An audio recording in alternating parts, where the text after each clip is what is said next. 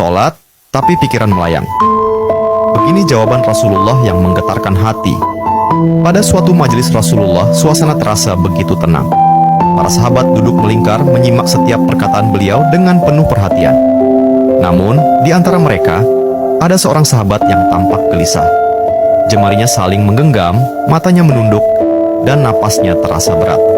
Setelah beberapa saat ragu, ia akhirnya mengangkat wajah dan berkata dengan suara lirih, "Wahai Rasulullah, aku ingin bertanya, tetapi aku khawatir pertanyaanku ini akan membuatku semakin malu di hadapan Allah."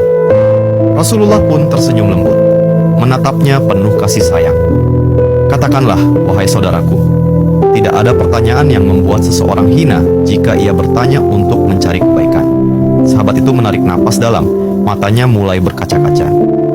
"Wahai Rasulullah, aku merasa salatku sering tidak khusyuk. Kadang aku mengingat urusan dunia, kadang pikiranku melayang entah kemana. Aku takut salatku tidak diterima oleh Allah. Apakah dengan salat seperti itu, aku tetap mendapatkan pahala?" Suasana majelis seketika menjadi hening. Para sahabat lainnya ikut menunduk, merasakan kegelisahan yang sama. Mereka tahu betapa beratnya pertanyaan itu. Namun, yang terjadi setelahnya benar-benar di luar dugaan. Rasulullah tidak langsung menjawab. Beliau menatap sahabat itu dengan penuh kelembutan.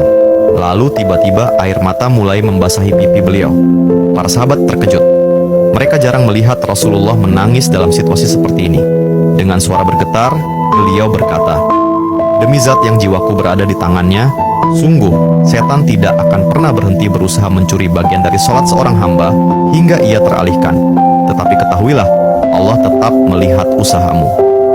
Rasulullah menarik napas dalam, lalu melanjutkan, "Wahai saudaraku, jika engkau meninggalkan salat hanya karena takut tidak khusyuk, maka setan akan menang.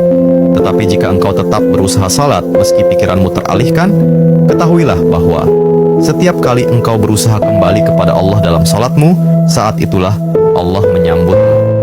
Mendengar itu, sahabat tersebut tak mampu menahan tangis. Begitu pula para sahabat lainnya. Kemudian Rasulullah melanjutkan dengan penuh kelembutan, "Bayangkan seorang ibu yang melihat anaknya berjalan ke arahnya, tetapi anak itu sering jatuh dan tersandung. Apakah sang ibu akan marah? Tidak. Ia justru akan berlari menghampirinya, mengangkatnya, dan mendekapnya erat. Itulah Allah. Ia lebih penyayang daripada seorang ibu kepada anaknya. Selama engkau terus kembali, Allah akan selalu menerimamu." Air mata mengalir di pipi sahabat itu.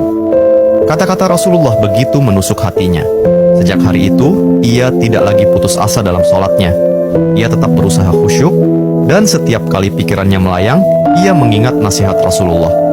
"Setiap kali engkau berusaha kembali, saat itulah Allah menyambutmu." Jangan pernah berhenti. Berusaha. Jika kisah ini membuka wawasan kita, yuk berbagi. Biar banyak yang tercerahkan. Setiap satu kebaikan dibalas Allah 10 kali kebaikan. Barokallah forever. Amin ya Rabbal Alamin ya Mujibas Sailin.